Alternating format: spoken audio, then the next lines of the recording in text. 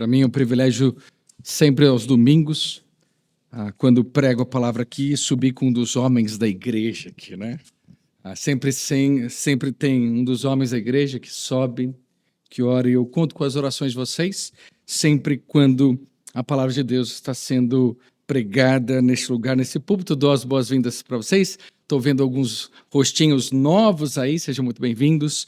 E eu quero convidá-lo, então, a abrir em 2 Samuel, capítulo 2, 2 Samuel, capítulo 2, e nós vamos, hoje, de uma forma geralmente diferente, a gente vai avançar um pouquinho mais o nosso texto. Se Deus nos permitir, vamos até o capítulo 5. Então, geralmente, isso não é muito usual, mas se Deus nos permitir, vamos até o capítulo 5 hoje, olhando para as narrativas aqui do Antigo Testamento. Meus amados, 2 Samuel, capítulo 2, eu quero ler o capítulo 3, versículo 1, para a gente entender o que está no centro aqui. A palavra do Senhor diz, capítulo 3 de 2 Samuel, durou muito tempo a guerra entre a casa de Saul e a casa de Davi. Davi se fortalecia cada vez mais, enquanto a casa de Saul se enfraquecia. Durou muito tempo a guerra. Quantas vezes você tentou apressar Deus achando que ele estava atrasado? A sua fé está baseada nas promessas ou na pressa? Diante da espera, você se entrega à ansiedade ou à adoração? Alguém do meu trabalho mandou: eu sei que dias melhores virão, mas preciso de datas. Alguém disse isso no Instagram. Essa é a fonte. Todos nós já estivemos lá, à beira de uma promessa, mas ainda longe do cumprimento. Como uma ponte que parece interminável, caminhamos com fé, mas o fim ainda não se revela. Será que Deus vai cumprir o que prometeu? Ou será que devo agir por conta própria? Ou devo esperar? Davi, no nosso texto de hoje, viveu exatamente esse dilema. Por anos ele foi ungido rei de Israel, isso foi confirmado na vida dele algumas vezes, mas ainda ele não estava no trono. Ele não havia sentado ainda no trono. Havia promessa, mas ela não ainda tinha se concretizado. E hoje, meus amados, à luz da vida de Davi, que nós estamos estudando, do Deus de Davi, vamos aprender como caminhar sobre essa ponte da espera, sem cair nos atalhos da impaciência. E a gente vai ver isso na narrativa aqui de Davi. Mas antes de entrar na vida de Davi, eu quero deixar um exemplo de um dos homens, chamado Dietrich Bonhoeffer, né? E eu quero que você, enquanto pensa na sua vida, enquanto a gente coloca a nossa vida diante da Escritura, eu quero que você pense na grande verdade de hoje. Deus cumpre suas promessas no tempo certo. A fé espera com obediência, não com atalhos. Então, eu vou repetir aqui. Deus cumpre suas promessas no tempo certo. A fé espera com obediência, não com atalhos. E Bonhoeffer viveu esse dilema também. Pastor, teólogo, mártir alemão, entendeu a dor da espera ao tornar-se parte de um movimento para derrubar e até assassinar o Führer Adolf Hitler. Ele foi preso em 1943, foi enforcado poucas semanas antes de os aliados libertarem os prisioneiros. Cartas encontradas depois de sua morte mostram a angústia que sentia por estar separado de sua família e de sua noiva, e refletem toda a gama de sentimentos enquanto ele estava preso. Tem um livro com essas cartas dele. No entanto, ao mesmo tempo em que é honesto, Bonhoeffer afirma sua confiança nas promessas e na fidelidade de Deus, apesar das circunstâncias. Pode ir para o próximo slide, que eu acho que eu não coloquei. E enquanto ele estava lá, ele faz uma pergunta: quem permanece firme? Quem permanece firme? Ele escreve. E a resposta eu vou ler aqui deles. Somente aquele cujo parâmetro absoluto não é sua razão, seus princípios, sua consciência, sua liberdade, sua virtude, mas é aquele que está pronto a sacrificar tudo isso quando é chamado a agir pela fé e lealdade e obediência exclusiva a Deus. Com obediência e responsabilidade, o homem responsável que procura transformar toda a sua vida em uma resposta a esta pergunta e para o chamado de Deus. Meus amados, a história de Davi, narrada agora no nosso texto hoje em 2 Samuel, capítulo 2 até o verso 5, nos mostra como a promessa de Deus pode parecer distante, mas não está fora do alcance. A fidelidade de Deus, ainda que pareça demorada aos nossos olhos, não falha. E o primeiro movimento que vemos aqui é exatamente esse. A fidelidade de Deus não falha, mesmo quando tudo parece demorar. Eu vou dizer para vocês isso de outra forma. Ainda que o relógio humano apresse, o calendário de Deus é perfeito. As promessas deles não caducam, nem se perdem no tempo. Ele cumpre o que diz sem falhar. E aí, ainda que Davi estava nessa espera, ele aproveita esse tempo de espera e começa a fazer o quê? Ele cresce em força. E assim começamos o capítulo 2. Depois disso, 2 Samuel capítulo 2, versículo 1, depois disso, Davi consultou o Senhor, dizendo: devo ir a alguma das cidades de Judá? E o Senhor respondeu: vá sim. Davi perguntou: para onde devo ir? O Senhor respondeu: para Hebrom. Após a morte de Saul e Jonatas, como já estudamos, Davi é a escolha óbvia para ser o próximo rei. Mesmo assim, ele não presume, mas busca a orientação do Senhor antes de seguir em frente. Davi já havia feito isso, mas agora parece que ele aprendeu isso. Ele buscava a direção do Senhor para a sua vida. E isso é maravilhoso, porque Saul morre, Jonatas morre, ele havia sido ungido. Qual que é o pensamento? Sou eu sou a pessoa. Mas o que ele faz? Ele consulta o Senhor. Ele pergunta: para onde eu devo ir? Nem sequer para Hebrom, que é a região onde ele estava, ele vai por conta. Ele pergunta ao Senhor antes de seguir em frente. Então se a gente quer crescer, a gente deve buscar o Senhor. E Ele vai nos dirigir. Ele vai guiar esse processo na nossa vida, nos permitindo, nos momentos de espera, crescer. E é isso que nós devemos fazer enquanto estamos esperando as promessas de Deus, a vontade de Deus na nossa vida, ou aquilo que nós pensamos que precisa acontecer. É Deus quem vai nos dirigir o caminho, é Deus que vai nos mostrar, e nós podemos buscar o Senhor. E aqui o que acontece? O povo da tribo de Judá, de Davi, que é a tribo dele, o unge como rei, enquanto as outras tribos, lideradas pelo general Abner, que nós vamos ver aqui, colocam o filho de Saul, Isbosete, no trono de Israel. É interessante que nesse período, mais uma vez, Davi demonstra respeito por seu inimigo caído, Saul, ao abençoar os homens de Jabes de Gileade que deram a Saul um enterro adequado depois que os filisteus exibiram seu corpo de uma forma vergonhosa.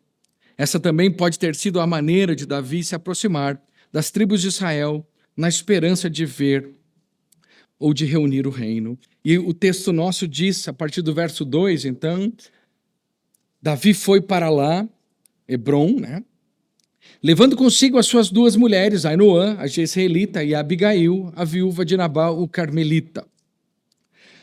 Davi levou também os homens que estavam com ele, cada um com a sua família, e eles ficaram morando nas aldeias de Hebrom.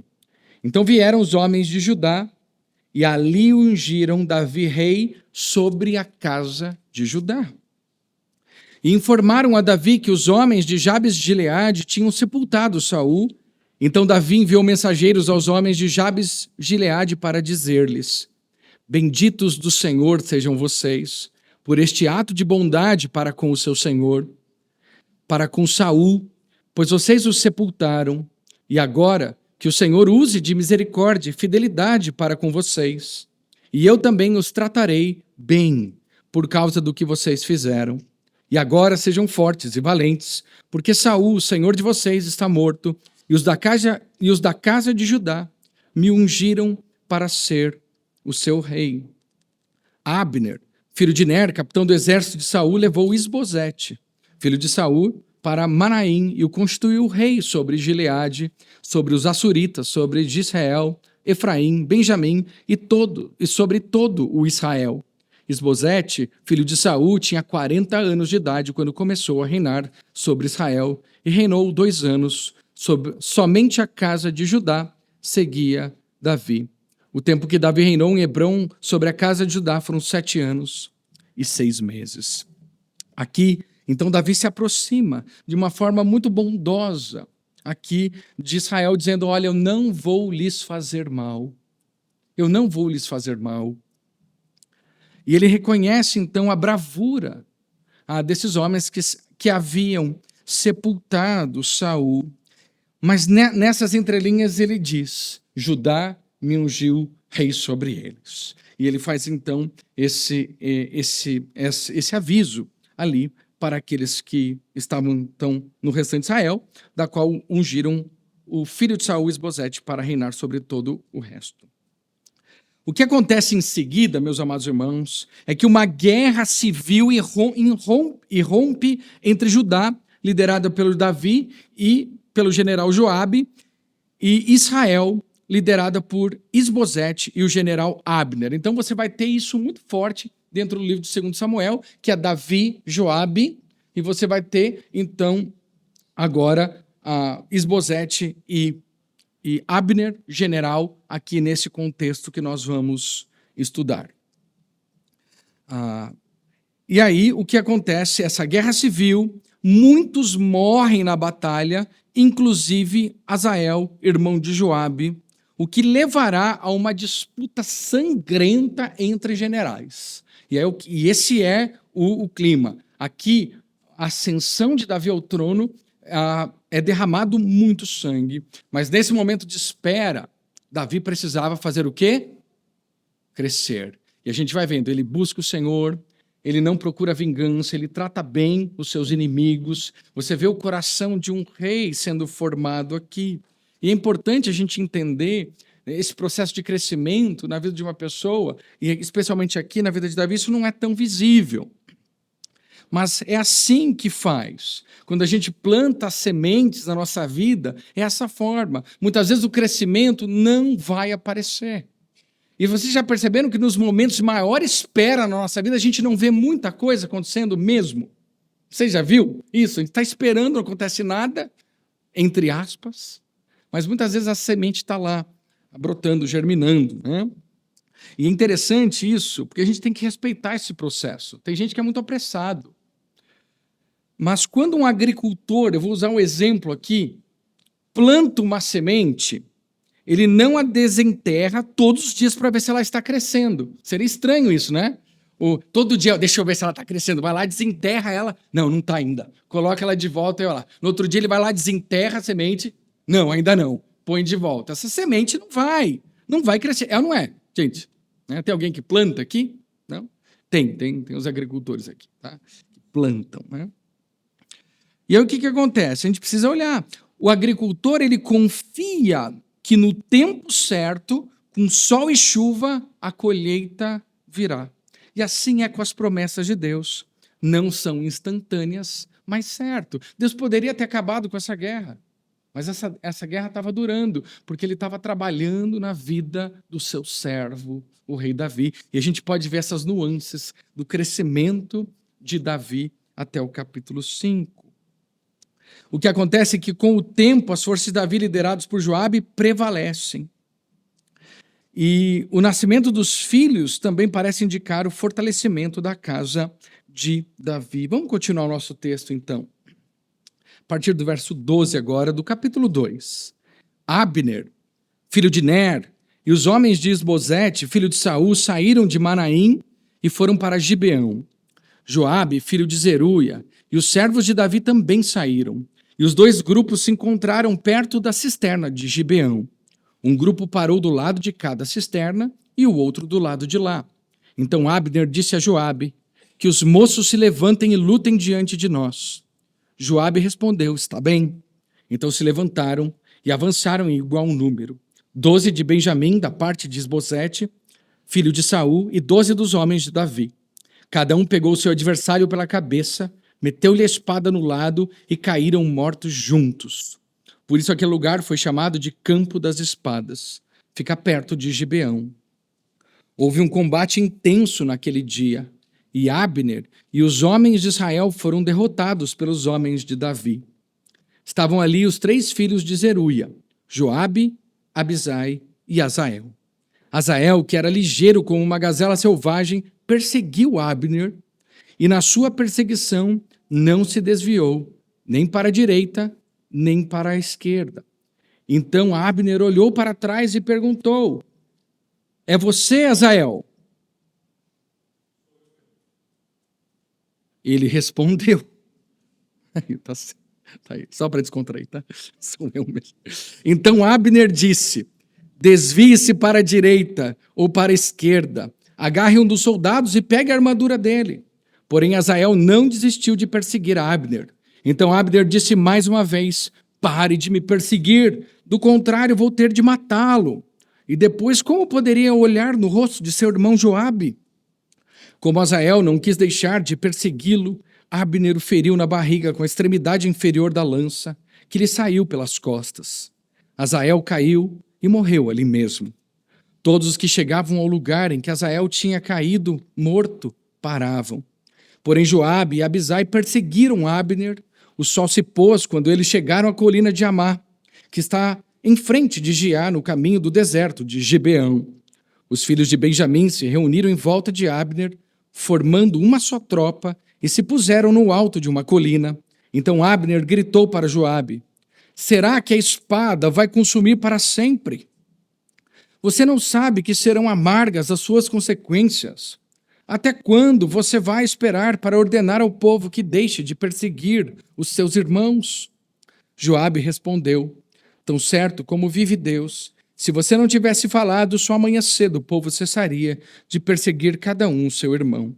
Então Joabe tocou a trombeta, e todo o povo parou, e eles não perseguiram mais Israel, e a luta acabou. Abner e seus homens marcharam toda aquela noite pela planície, passaram o Jordão, e caminhando toda a manhã chegaram a Manaim. Joabe deixou de perseguir Abner, e tendo reunido todo o povo, verificou que faltavam 19 dos homens de Davi, além de Azael. Porém os servos de Davi tinham matado dentre os de Benjamim e dentre os soldados de Abner 360 homens. Levaram Azael e o sepultaram no túmulo de seu pai em Belém. Joabe e seus homens caminharam toda aquela noite, e ao amanhecer chegaram a Hebrom. Durou muito tempo a guerra entre a casa de Saul e a casa de Davi. Davi se fortalecia cada vez mais, enquanto a casa de Saul se enfraquecia. Em Hebrom nasceram filhos a Davi. O primogênito foi Aminon, de Ainoã, a Jezreelita. O segundo foi Quileabe, de Abigail, viúva de Nabal, o Carmelita. O terceiro foi Absalão, filho de Maaca, filha de Talmai, rei de Gesur. O quarto foi Adonias, filho de Agite. O quinto foi Cefatias, filho de Abital. O sexto foi Itreão, de Eglá, mulher de Davi. Esses filhos de Davi nasceram em Hebrom. O general Abner aqui, e a história continua, após um desentendimento, e a gente vê Deus trabalhando. Davi, então, ele se fortalece, né? E aqui há uma grande diferença da vitória. Ambos eram corajosos. Você imagine mandar 12 dos seus filhos para uma disputa de espadas, né? Cada um com a mão na cabeça e os 12 caindo. Eram homens muito valentes. Mas a palavra de Deus prevalece. Deus estava levantando Davi. No final dessa situação, a gente vê 19 homens caídos da parte de Davi e 360 homens mortos da parte de Isbosete. E, ao mesmo tempo, Davi, então, ele se fortalecia enquanto Saul enfraquecia. A gente vê aqui vários filhos de Davi nascendo, de várias mulheres também. E isso é um ponto de atenção aqui no nosso texto, porque foi exatamente o pecado de adultério, que foi o ponto onde Davi ele sofre a maior derrota da vida dele. E essa semente foi plantada aqui, em Hebrom, lá no início da sua vida, e a gente precisa anotar estas coisas. Mas a história segue. O general Abner, após um desentendimento com o rei Isbosete, promete entregar o reino a Davi.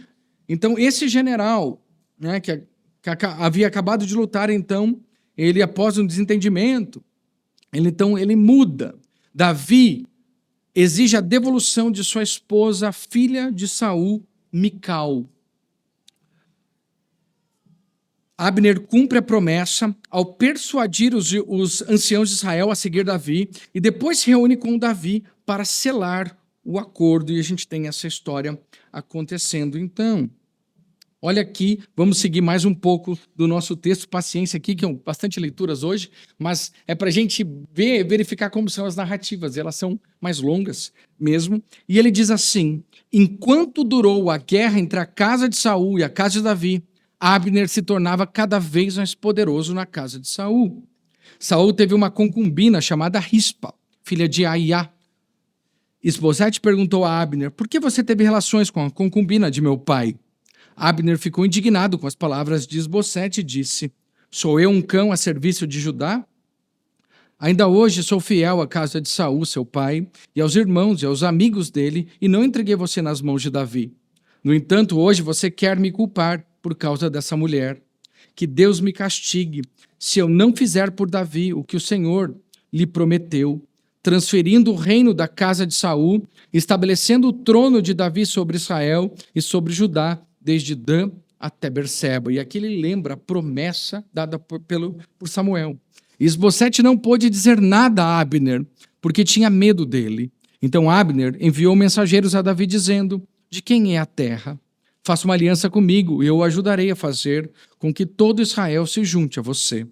Davi respondeu: muito bem, farei uma aliança com você, porém uma coisa exijo: quando vier falar comigo, você não verá minha face se primeiro não me trouxer Mical, filha de Saul. Davi também enviou mensageiros a Isbosete, filho de Saul, dizendo: dê-me de volta minha mulher Mical, para poder casar com ela.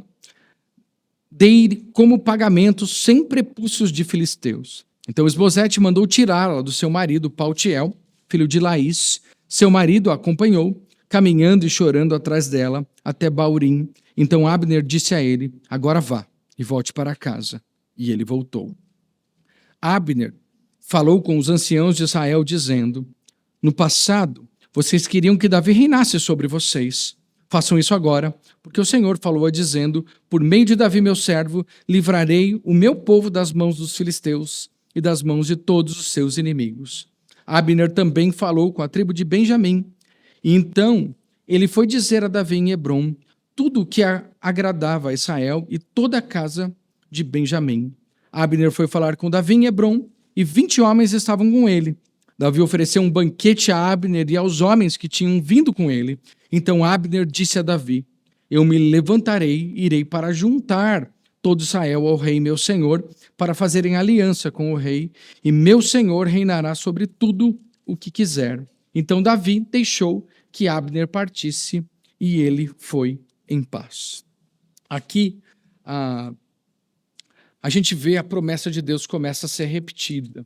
E nesse capítulo 3 aqui, a promessa então do reino que seria dado a Davi, então ela é repetida por 2 vezes. E Abner, o general, então ele se lembra e reconhece isto. Mas aqui, o que Davi fez? absolutamente nada, ele nem aparece na história.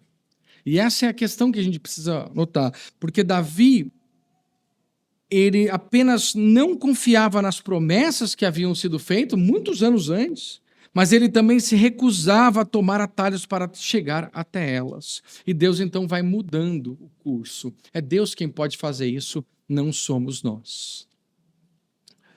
Aqui aprendemos uma outra lição valiosa. Quando a espera se alonga, somos tentados a resolver as coisas por nós mesmos. Mas é Davi quem nos mostra outro caminho. E aqui quem serve a Deus espera com fé, não com atalhos. E esse é o nosso desafio. Esperar com fé e não pegar os atalhos do pecado. A maioria das tentações que nós enfrentamos na vida são atalhos oferecidos por Satanás a nós. Estou falando das tentações, não das provações. São esses atalhos que a gente tem. E Davi nos ensina aqui este coração. O verdadeiro servo não busca atalhos condenáveis.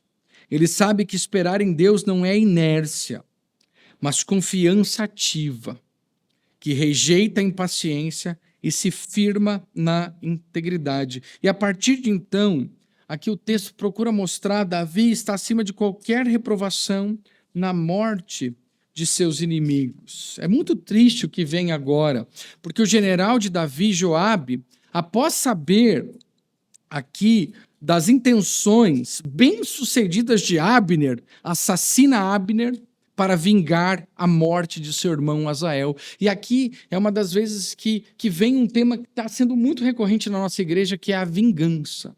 Né? A gente tem aprendido há meses sobre a vingança. E aqui a gente vê isso acontecendo. Mas Davi, ele já não agia dessa forma. Assim como Davi lamentou a morte de Saul, ele agora lamenta a morte de seu antigo inimigo Abner, repudiando assim seu assassinato pelas mãos de Joabe. Davi até compõe outro breve lamento para o general caído. Mas é interessante, nesse mesmo texto, que Davi reconhece a sua fraqueza e Davi não pune Joabe nesse momento, porque ele é muito forte. Mais um homem, o filho de Saul, Isbosete, volta à cena, e Isbosete agora está entre Davi e a autoridade incontestável de Israel. E pela terceira vez, o inimigo de Davi será eliminado sem que as mãos de Davi sejam contaminadas pelo derramamento de sangue inocente. E mais uma vez isso acontece. 2 dos ex-comandantes do rei Saul assassinaram Isbosete e levam sua cabeça decepada a Davi na expectativa de uma recompensa por seu ato. Mas Davi é muito diferente de seu antecessor Saul, que tentou matar Davi quando percebeu que ele era um rival em potencial. Em vez de matar seus oponentes ou se alegrar com a morte de seus rivais, isso é um tema recorrente, Davi se mostra um governante justo. O povo percebe com tudo isso que ele é irrepreensível nessas questões aí que acontece. Vamos continuar a leitura do nosso texto aqui, então. Eis que os servos, versículo 22 do capítulo 3. Eis que os servos de Davi e Joabe vieram de uma investida e traziam consigo grande despojo. Mas Abner já não estava com Davi em Hebrom, porque este o havia deixado ir embora, e ele tinha ido em paz.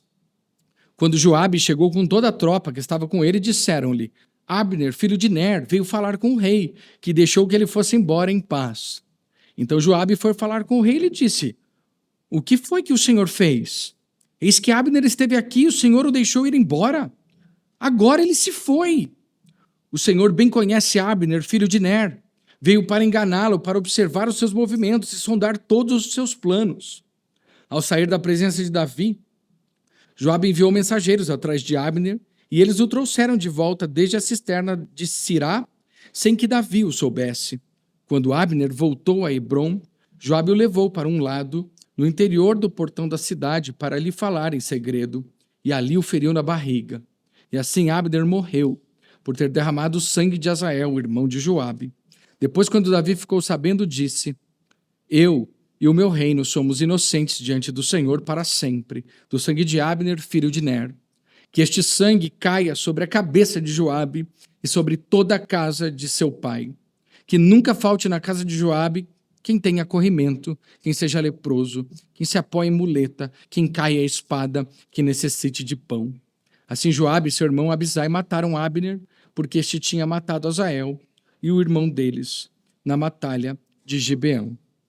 Então Davi disse a Joabe e a todo o povo que estava com ele: rasguem as suas roupas, vistam-se de panos de saco e façam lamentação por Abner. E o próprio rei Davi ia seguindo o caixão. Sepultaram Abner em Hebrom. O rei levantou a voz e chorou junto à sepultura de Abner, e todo o povo também chorou.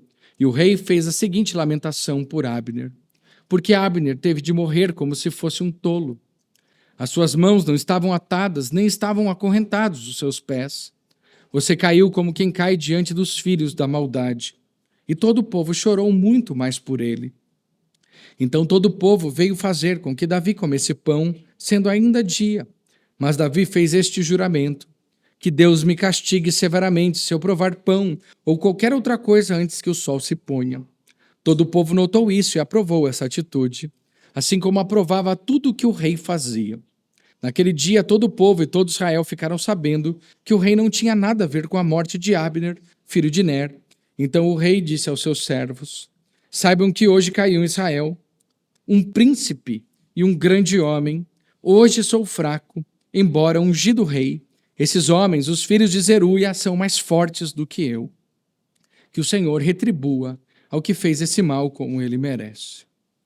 Quando Esbozete, o filho de Saul, soube que Abner tinha sido morto em Hebrom, as suas mãos desfaleceram, e todo Israel ficou consternado.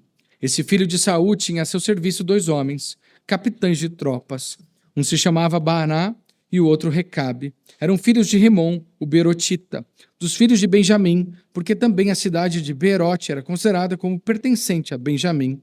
Os Berotitas tinham fugido para Gitaim e ali vivem como estrangeiros até o dia de hoje. Jonatas, filho de Saul, tinha um filho aleijado dos pés. Ele tinha 5 anos de idade quando de Jezreel chegaram as notícias da morte de Saul e de Jonatas. Então sua ama o pegou e fugiu. Aconteceu que, apressando-se ela a fugir, ele caiu e ficou manco. Seu nome era Mefibosete.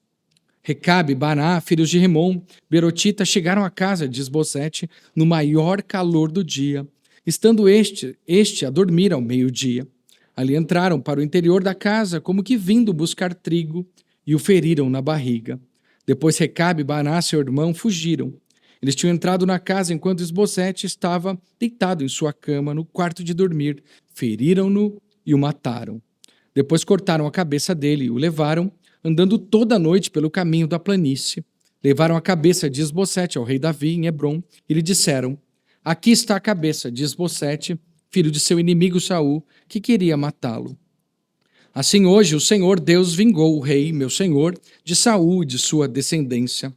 Porém Davi respondeu a Recabe e a Baná, seu irmão, filhos de Rimom, o Berotita, dizendo: tão certo como vive o Senhor, que remiu a minha alma de toda angústia, quando alguém me trouxe a notícia de que Saul estava morto, pensando que me trazia uma boa notícia como recompensa, eu o agarrei e o matei em Ziclag. Muito mais agora que homens perversos mataram um homem justo em sua casa, deitado no seu leito, será que eu não requeriria o sangue dele das mãos de vocês e não exterminaria da face da terra? Então Davi deu ordem aos seus moços e eles mataram Recabe e Baná. Depois cortaram as mãos e os pés deles e os penduraram junto à cisterna em Hebrom. Porém pegaram a cabeça de Esbozete e o sepultaram no túmulo de Abner em Hebrom. Então, meus amados irmãos, é muito sangue que vem até aqui. E a gente está num contexto aqui de tantas coisas acontecendo. Alguém ficando aleijado, Mefibosete. A gente tem homens perversos se levantando. A gente tem pessoas inocentes morrendo. E, de certa forma, esse é o contexto que nós vivemos também. Não é muito diferente, não tem sangue hoje, graças a Deus nós estamos livres disso ainda. mas o contexto de pecado que nós vivemos é muito parecido. E por isso a nossa resposta deve ser muito parecida com a resposta de Davi. Davi, então, mais uma vez, mostra o seu caráter e ele lamenta a morte de um justo, a morte de Abner, ainda que estavam em lados opostos como inimigos um tempo antes. Mas aqui o que acontece é que Davi ele tem um coração que é um coração que está no lugar certo. E ele diz lá no finalzinho do capítulo: tão certo como vive o Senhor, que remiu a minha alma de toda a angústia. O coração de Davi, ele não tinha essa angústia ou amargura, ou essas coisas que estavam alojadas, que poderiam levá-lo à vingança, à matança e outras coisas. Não, Davi estava confiante nas promessas de Deus. E quem serve a Deus espera com fé, não com atalhos. Ele não guardava no coração dele a amargura ou a impaciência. E o que ele faz? Ele age com justiça e ele manda matar. Assim como ele tinha feito com o Amalequita em Ziclag, agora ele exerce justiça aqui como rei em Hebrom, e ele os mata, e ele então deixa esses dois generais como exemplos da justiça sendo feita. E aqui eu quero fazer a minha pausa que eu faço em todos os sermões. Um coração segundo Deus prefere esperar com fidelidade a vencer com impaciência. E isso precisa estar nas nossas vidas. Se a gente quer ter esse coração segundo Deus, que é o coração que a gente está vendo se formar no livro de 2 Samuel, a gente precisa aprender a esperar com fidelidade. E fidelidade vem junto com isso. A gente fala, precisamos ser fiéis. Mas isso quer dizer, na maioria das vezes, precisamos esperar com fidelidade. E aí a fidelidade toma uma proporção muito maior. Porque ser fiel é o que a gente espera, e quando tudo está acontecendo, parece que fica até fácil ser fiel. Mas e quando a gente tem que esperar? Esse é o desafio. Quando as coisas não acontecem como a gente espera. E aí a gente precisa ser fiel nesses contextos. Quando o nosso contexto, a nossa volta está uma bagunça. Quando tem gente caindo para todo lado. Quando a injustiça está reinando, como acontece aqui. Quando tudo isso está fervendo, a gente precisa aprender a esperar com fidelidade e não querer vencer com impaciência. É tremendo isso. E agora, vamos chegar no finalzinho do texto. Eu vou até o versículo 5, tá bom, queridos e amados? Tá? Para a gente não fazer o livro todo hoje, né? Precisamos hoje, né, terminar o livro. Não, vamos mais um pouquinho. E aí o que acontece é que, então, finalmente, a promessa se cumpre. Mas note, o cumprimento veio no tempo e na maneira de Deus, e não pelas mãos ansiosas de homens. Aqui vemos como é melhor viver os propósitos de Deus do que tentar ajudá-lo forçando as coisas. Então, Davi é nomeado rei agora não só de Hebrom, mas de todo Israel, e isso forma toda a nossa perícope aqui. A perícope são as indicações do texto que diz que eles abrem e fecham, e por isso eu precisei respeitar isso hoje, respeitar a perícope, porque ele começa sendo rei em Hebrom, e agora ele é rei sobre todo Israel. É um bloco só esse texto. Ainda que acontecem tantas coisas diferentes, ele é um bloco só. Deus havia feito a sua promessa, Deus agora vai cumprir a sua promessa, e essa promessa ela não acontece da maneira como a gente espera. Eu, pelo menos, não esperava. Eu esperava que Davi se tornasse rei de Israel e pronto. Só que isso vai anos, muitos anos. Foi uma espera longa, 7 anos e meio em Hebrom, tantas coisas acontecendo até Davi ser coroado rei. E aí diz a parte que eu considerei mais linda desse texto. Então, todas as tribos de Israel vieram a Davi em Hebrom e disseram: Veja, somos do mesmo povo que o Senhor, ó rei. No passado, quando Saul ainda era rei sobre nós, era o Senhor quem fazia as entradas e saídas militares com Israel. Também o Senhor Deus lhe disse, mais uma vez a promessa de Deus: você apacentará o meu povo de Israel e será príncipe sobre Israel. Assim, todos os anciãos de Israel foram falar com o rei em Hebrom. E o rei Davi fez com eles uma aliança em Hebrom, diante do Senhor, e eles ungiram Davi rei sobre Israel. Davi tinha 30 anos de idade quando começou a reinar, e reinou durante 40 anos. Em Hebrom, reinou sobre Judá 7 anos e 6 meses. Em Jerusalém, reinou 33 anos sobre todo Israel e Judá. A promessa aconteceu aqui.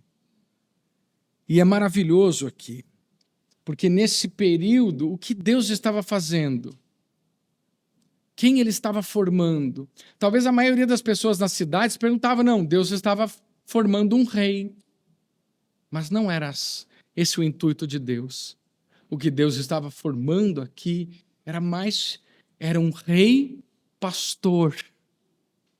E a gente vai vendo a promessa de Deus todo o tempo sendo repetida, e agora eles dizem: o Senhor Deus lhe disse, você apacentará o meu povo de Israel e será príncipe sobre Israel. Não é você reinará, é você apacentará. E isso é tremendo. Porque então nós somos essas pessoas que precisamos ser pastoreados. O que Deus faz conosco, a não ser nos pastorear. E aqui o povo de Deus é sábio, quando ele discerne a vontade de Deus e age em harmonia com ela, alinha seus propósitos divinos e participa do seu plano perfeito, sem resistir ou desviar. Eu quero chamar todos nós aqui hoje a fazer isso. A gente olha a fidelidade, a gente olha tudo que Deus está fazendo e nós cremos nas promessas dele. O pastor João sempre me lembra disso, porque nós somos o povo que vive de promessas. Sempre eu ouço isso dele, né? E é maravilhoso, e nós somos realmente esse povo que vive das suas promessas. E, meus amados, ele nos chama agora a nos alinhar a esses propósitos divinos, ainda que a gente não enxergue todos eles, ainda que eles não sejam claros ainda na sua vida. Ele nos chama a todos nós a nos alinharmos. Aqui, ele é reconhecido como um homem que será um verdadeiro pastor para Israel, e ele desfrutará um longo reinado. Meus amados e queridos, a ponte da espera pode ser longa, mas o pastor caminha conosco. Davi atravessou essa ponte com fidelidade e Deus o exaltou. Mas muito mais é Jesus, o nosso rei, que passou pela cruz antes da coroa. E nós não estamos sozinhos. Podemos esperar com fé, sem atalhos, confiando que o Deus que prometeu é fiel para cumprir.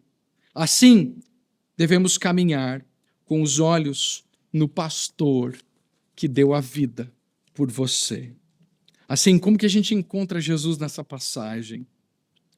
Davi demonstrou ser um líder digno do povo de Deus. A gente vai olhar isso, a gente leu isso hoje. Ele não era vingativo. Mais uma vez, eu falo isso para vocês. A vingança não pertence a nós. Tire ela da sua vida. Arranque ela com toda a força e jogue ela fora. Talvez pessoas fizeram muito mal. Talvez pessoas machucaram você. Talvez você foi ferido. Mas ainda assim, ela não pertence a nós. Então a gente arranca. Ele não era vingativo. Ele não era ganancioso. Ele não estava preocupado com o que ele poderia ou não receber, com as vantagens ou desvantagens, não. Ele estava preocupado com o que Deus estava fazendo. E ele nota, Davi é muito tranquilo nessa passagem, ele não faz muita coisa. Na verdade, ele não faz nada, ele só aparece ali. Davi estava lá, sentado, Davi estava ali, né? E Davi estava de boa. E aí nós podemos também ficar dessa maneira, sem se exasperar, sem ficar desesperado, sem pôr os pés pelas mãos, sem desespero. Deus sabe o que está fazendo em nossa vida. Ele sabe exatamente. Ele sabe o tempo certo de todas as coisas. Não se apresse. Olhe para Ele. A gente mira para Deus e Ele vai mostrando. E a gente pode consultar o Senhor quantas vezes a gente quiser. Davi disse, para onde eu vou? Ele disse, vai para Hebrom, e ele foi. É tremendo isso. Ele era zeloso pela honra do Senhor, ele buscava e seguia a vontade de Deus. Eu chamo vocês para fazer isso, a buscar o Senhor em oração, a procurar com zelo a vontade de Deus. Não é nada místico, é a palavra dele quem nos dirige. Foi sábio e paciente ao suportar o sofrimento enquanto aguardava a sua exaltação ao trono. Jesus supera Davi nesses aspectos. Eu preciso falar para você. Davi é bom. Jesus, então, é o Rei dos Reis. Jesus é o verdadeiro ungido, o Messias, que não se agarrou ao reino. Se Davi tinha isso, Jesus tinha todo o universo, sendo ele o próprio criador dele. E mesmo assim, mesmo o criador dos céus e da terra, ele não se agarra a isso. Ele não se agarrou ao reino, quando este lhe foi oferecido por meios legítimos. Satanás falou para ele, olhe para todos esses reinos, eu vou dar tudo para você. Um caminho sem cruz. Não precisava da cruz, não precisaria de nada, só você se ajoelhar. E Jesus não o aceitou. Se Jesus não aceitou, nós também podemos fazer o mesmo, afinal somos seguidores dele. Ainda se oferecerem para você todos os reinos desse mundo, por meios ilícitos, por meios ilegítimos, nós não vamos pegar. Porque nós reconhecemos que tudo vem dele no tempo certo, na hora certa, da maneira certa. Em vez disso, Jesus esperou pacientemente durante um período de sofrimento, recusando-se a se vingar deles, daqueles que o haviam o injustiçado. Jesus foi aquele que na cruz, meus amados irmãos, falou, Pai, perdoa-lhes, porque não sabem o que fazem. Finalmente, no momento perfeito, o Pai o exaltou sobremaneira. E, meus amados, assim como Davi foi gracioso com seus inimigos, Jesus é gracioso com os seus inimigos. E isso resultou na nossa reconciliação com Ele, porque nós éramos os seus inimigos. Ele não nos escolheu porque nós éramos bonzinhos. O Ari é bonzinho. O Ari usa gel, né? Cabelinho para o lado. Né? Ele é um menino comportado. Uma que eu nunca fui, né? Eu tenho a prova aqui. Né? Minha mãe. E o que acontece, meus amados, é que nós éramos seus inimigos e Ele nos reconciliou. E essa salvação é justamente para nós, pecadores. Creia em Cristo Jesus. E eu acho lindo, e não tem como não se emocionar com essa promessa de Deus que chamou Davi para o pastorado. Às vezes as pessoas me perguntam, né, sobre o pastorado. Eu estava conversando com os 2 trainees ontem, a gente foi falar com o Léo, com o Felipe, os 2 em treinamento, eu e o pastor João lá com eles. alimentando o rebanho ali, e conversando, e olhando, né, o tamanho do sacrifício. E a gente pergunta o que é o pastorado, eu perguntando para eles o que é o pastorado, eles já com o embrião do pastorado, sofrendo um pouquinho a carga e o que a gente vive como pastores, especialmente esses dois que estão caminhando. E eu falei, olha, a gente tem tantos pastores doutores, mas isso não quer dizer nada. A gente tem tantos pastores que são famosos hoje, mas isso não quer dizer absolutamente nada. Ser pastor é apacentar o rebanho. É tão simples e tão profundo. Ser pastor é ver as ovelhas nascerem, cuidar delas durante toda a vida delas. E isso é muito apropriado para descrever o relacionamento entre Deus e seu povo. Sabe por quê? Porque as ovelhas, entenda isso, ovelha, elas são sempre dependentes de forma absoluta do pastor. É diferente de outros relacionamentos. Mas o relacionamento de pastor e ovelha, ele é para toda a vida. Por isso que Jesus é o nosso pastor, o bom pastor. Elas nunca superam a necessidade de que o pastor cuide delas, alimente-as, guie-as e as proteja. O pastor cuida dos cordeiros recém-nascidos e permanece por perto quando as ovelhas envelhecem e se tornam fracas. Eu acho tão lindo isso. É todo tempo, é até o final. Mesmo quando elas envelhecem, mesmo quando elas se tornam fracas. Foi Jesus quem disse, eu sou o bom pastor. O bom pastor dá a vida pelas ovelhas. O mercenário, que não é pastor, a quem não pertencem as ovelhas, vê o lobo chegando, abandona as ovelhas e foge. Então o lobo as arrebata e dispersa.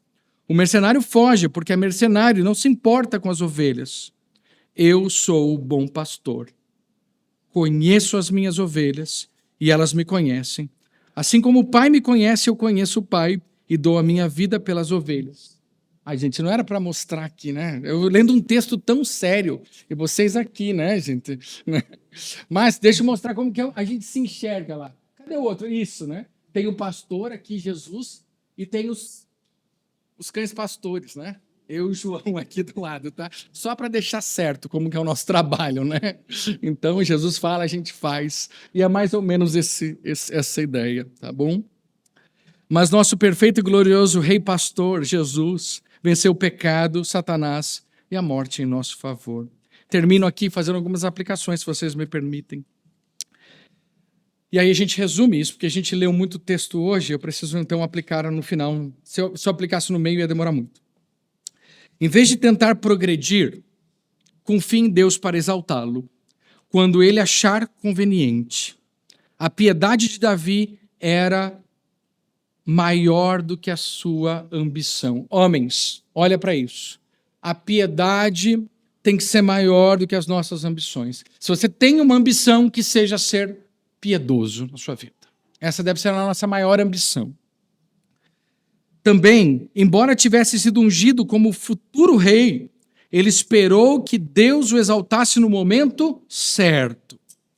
Que Deus nos ajude a sermos pessoas que colocam seus interesses, os interesses de Deus, acima dos interesses próprios, confiando que Ele nos dará o que é melhor em seu tempo e a sua maneira. Eu lembro de uma das 3 lições que eu aprendi do meu pastor. Teve uma vez que eu comprei um carro, eu e a Carol, a gente comprou um Corsa roxo. E eu fui querer mostrar para o pastor, né? Eu falei, vou ter que mostrar para o pastor, né? Ele me viu, né? Quando eu não tinha nada, né? Nem VT eu tinha, na época, Vale Transporte, tá? Né? E eu andava mais a pé do que qualquer outra coisa. E chegou o dia, eu falei, pastor, você tem que ir lá ver, eu vou te mostrar meu Corsa roxo, né? E ele lá atendendo as pessoas, super ocupado, né? E eu lá, não, pastor, vamos lá ver o Corsa, né? Vamos lá ver o Corsinha. E lá, daí uma hora ele saiu lá, né? Ele que saiu comigo, aí ele, falei, é isso, pastor, tá aqui. Ele ficou olhando, legal, né? Ele vai falar o quê, né? Aí ele ficou olhando, pô, que bom, que bom. Aí ele colocou a mão no meu ombro, que ele estava ocupado, e falou assim, e ele falou um negócio que eu achei muito legal. Ele falou: continua cuidando das coisas de Deus, que Deus cuida de você. E aquilo para mim era verdade. Falei, uau, que coisa boa ouvir isso. Que não é uma conquista, é Deus fazendo na nossa vida. E a gente está livre para cuidar das coisas de Deus, de certa forma, para estar envolvido nesse plano tão maravilhoso, e na medida que Deus cuida de nós, ao seu tempo e à sua maneira. Meus amados, temos um destino glorioso com Cristo, mas talvez tenhamos de sofrer pacientemente de acordo com a vontade de Deus até o momento do cumprimento. É Ele que diz o seguinte: Deus enxugará dos olhos toda lágrima. Talvez algumas lágrimas não vão ser enxugadas nesse mundo, mas somente na presença dEle e com Ele. Davi exemplificou o ensinamento bíblico. Amados, nunca se vinguem, mas deixem espaço para a ira de Deus. Exemplifique você também isso. Davi se recusou a se vingar de Saul, e finalmente a ira de Deus veio sobre seu inimigo. Assim como Davi foi maltratado por Saul, às vezes somos feridos por aqueles que nos prejudicam injustamente. Também, meus amados, como é bom confiar na justiça de Deus, para que não precisemos nos vingar daquele que nos tratam como inimigos.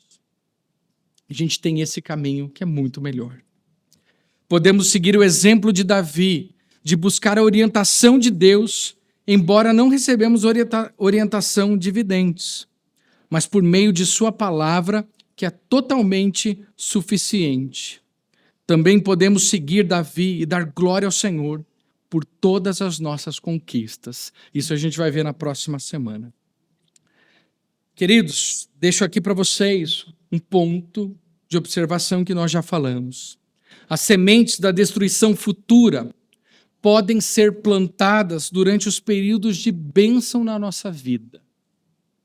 Então, a gente precisa estar muito atento aos momentos onde está tudo indo bem na nossa vida, porque muitas sementes pecaminosas são plantadas quando a gente não está vigiando. Davi, e é triste de ver ali, multiplicou, e isso faz jus. Ele multiplicou as esposas para si mesmo. E ele faz isso. Você não deixe a pornografia ou a imoralidade fazerem parte dos seus pensamentos. Não multiplique isso na sua vida. Não permita isso acontecer. Deus havia dado a Adão apenas uma esposa e por meio de Moisés havia advertido os governantes contra ter mais de uma esposa, Deuteronômio 17:17. O desejo desmedido de Davi por mulheres viria a ser a sua ruína. É mais um lembrete, hoje, a valorizarmos nossa família e trabalharmos para que ela seja cada dia melhor. Que possamos valorizar, como eu acabei de falar, nossa família. Valorize a esposa que você tem. Valorize os filhos que você tem. E não plante sementes que lá na frente trarão dor. Que nossos lares sejam jardins onde a fidelidade de Deus floresça, não onde a nossa impaciência semeie sofrimento. Quero lembrar mais uma vez vocês que o amor é paciente. O amor é paciente. Você quer a vontade de Deus ou apenas um resultado favorável? Termino dizendo, hoje somos chamados a viver essa mesma fé de Davi, a esperar em Deus, a rejeitar os atalhos, a confiar em sua justiça e direção. E ao fazermos isso, não caminhamos sozinhos. O bom pastor, nosso Rei Jesus, já trilhou esse caminho e nos guia até o cumprimento final de suas promessas. Hoje ele nos chama a confiar, esperar, descansar no pastor que não falha. A ponte da espera não é o fim, é o caminho. Caminhe com fé, o pastor rei vai com você. Muito obrigado, queridos amados. Vamos orar.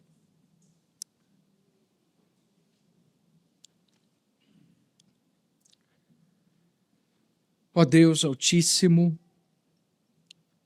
Senhor do tempo e das promessas, nós nos curvamos diante da tua soberania e confessamos. Nossos corações muitas vezes são apressados, nossas mãos ansiosas e nossos pensamentos inconstantes. Somos pó e ainda assim tu nos cerca de promessas eternas. Senhor, nos ajuda a esperar como Davi esperou, não com impaciência, mas com fé, não buscando atalhos, mas caminhando na vereda estreita da fidelidade e da obediência.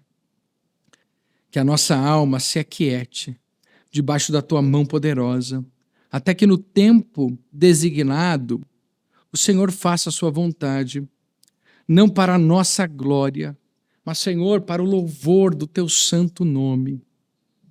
Ó Cristo, nosso pastor, tu esperaste sem pecado, padeceste sem reclamar e foste exaltado em glória. Concede-nos a tua paciência, a tua mansidão e a certeza de que todo sofrimento em ti será transformado em louvor. E assim nos colocamos, Senhor, diante ou debaixo dos teus braços, pedindo que o Senhor nos acolha, pedindo que o Senhor nos abençoe. Ó Deus, que a resposta hoje não possa vir de um coração, mas possa vir deste corpo que é a tua igreja, para que todos juntos venhamos a caminhar, ó Deus, o caminho da fidelidade, mesmo quando isso nos leva a esperar. Obrigado por aqueles que foram pacientes todos esses anos aqui na nossa igreja. E obrigado por poder colher os frutos da tua graça e grande glória. E assim nós te louvamos e oramos em nome do teu Filho amado Jesus. Amém.